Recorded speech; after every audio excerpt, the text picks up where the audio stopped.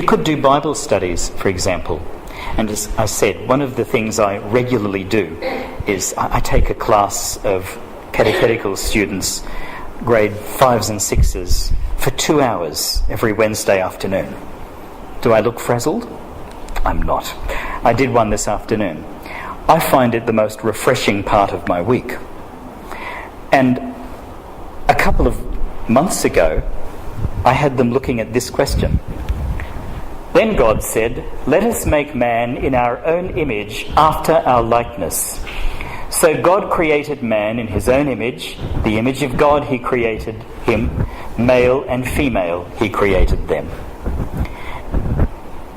And as is typical for this age group, one of the girls immediately said, "I think that's a very confusing passage." And I said, "Really? Why? Why do you think so?" She said, "Well, what about this? Starts off, 'Let us make man in our own image.' And then by the end of it, it's just saying, 'And he made them.' Why the us and the he?" And so, at that moment, I invoked the Montessori technique and said, "What do you think?" And she came up with the answer that is the traditional answer. Is this passage starting to talk to us about the fact that God is one and three? That he starts off by saying, "Let us," and then in the end says he? Is this trying to tell us something about the Trinity? And the answer to that is yes. This is the first hint in the Bible that God is the Trinity. So when you start children on this path, they're very competent, they're very thoughtful, and they're ready to ask questions. And if you tap into it, it will be the best thing you did for them. You will learn a lot, and so will they. And they will see you as the person whom they can talk to. Okay, so we've gone all through that. Where do you go next? Well, this may surprise you. You don't go straight into, and now I'm going to talk to you about the plumbing issues. No, not yet. You're still tilling the ground. You might begin by taking up those ideas about the Trinity and start talking about the fact that human beings are made in the image of the Trinity because we love the way the persons in the Trinity love. In the Trinity, their love has these characteristics. When they love, their love is free. Nobody forces the Father to love the Son and the Holy Spirit. It's permanent. The Holy Spirit doesn't wake up one morning and say, "I've had it with you too." It's unselfish. It's always about the other person. It's unlimited. Never stops. And it's always a gift of the self. So what we can say is that human persons are meant to love like that too. And when a marriage is working perfectly, it will work that way. Of course, marriages do not work perfectly. This is an ideal to aim for. And so, because of that, we then move on to this next one. Could I say that in the original document, The Truth and Meaning of Human Sexuality, there isn't a section on friendship? Have you noticed that?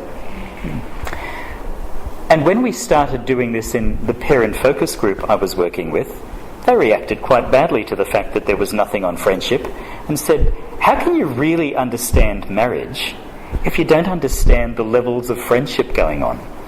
And I tested this out with a number of high-level theologians, including the bishop himself, who agreed that that was a flaw in the argument. So we developed these ideas about friendship. We started talking about different levels, and we used the descriptors used by Aristotle. That picture says it all. There's the kind of friend that you can have, the user friend or the utility friend. And that's the lowest level of friendship. You know what you're dealing with there. You're dealing with somebody who's your friend because they want something from you. Like that lovely cartoon that generally cracks up the children who look at it for the first time. Get me a drink or you're not my friend. Ever seen that? When you ask your children, they will be able to tell you everybody in their class who's a utility friend. They've all had experience of this. They don't notice, of course, that they are too. But let's look at that one, because you need a vocabulary of friendship to talk to them about. And let's take a subtext here. Let's shift on ahead to when they're 17, 18. And suddenly the hormones are raging and they're deeply in love with somebody they met yesterday. And this person has said, if you love me, you will have sex with me tomorrow. Okay? What's your defense? If you have never ever had the conversation of what a utility friend is, what does this person really want? Is this person looking out for your good, or do they want something for themselves? Then they're sitting ducks. It's too late to begin the conversation when the hormones are raging, I can assure you of that. They won't listen to you because it's all there. But if you've put in a structure early so that this is part of their understanding, that friendship has certain limits and there are ways in which that can be understood to be a bit strange. Look at the next level. The next level, though you can't see it there, says pleasure friends. In pleasure friendship, what's going on is that both of you like the same thing. And therefore, if both of you like the same thing, you can be friends because you have a common interest. But let's look at that carefully. The pleasure friend is still only looking after one person. The pleasure friend is only thinking of themselves. If what's going on in that friendship, if what you have in common stops being in common, then the friendship ends. And can I say that's not the basis for a marriage? You can't basically have a lifelong relationship that's permanent and committed if it's because we both like Collingwood. I'd better be careful. I could get myself into a lot of trouble and ruin the whole night, so we'll move on. But you know what I'm talking about here.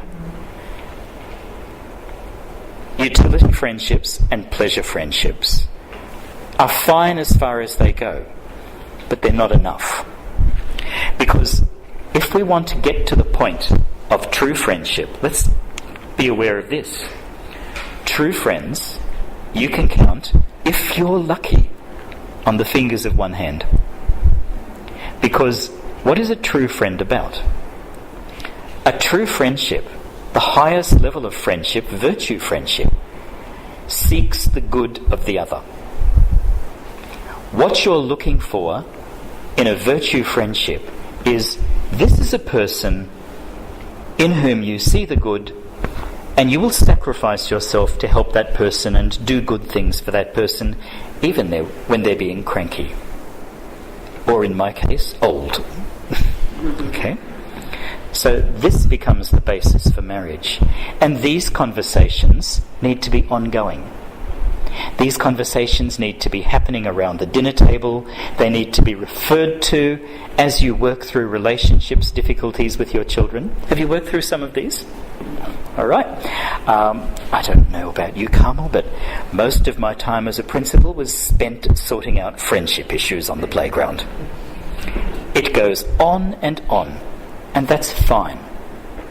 That's what you're there for as a parent, to help them become human, day after day after day, with your input. And I hope you're seeing now why it is that parents are in the box seat for sexuality education, because of the amount of time it takes and the amount of input that you need to put into it.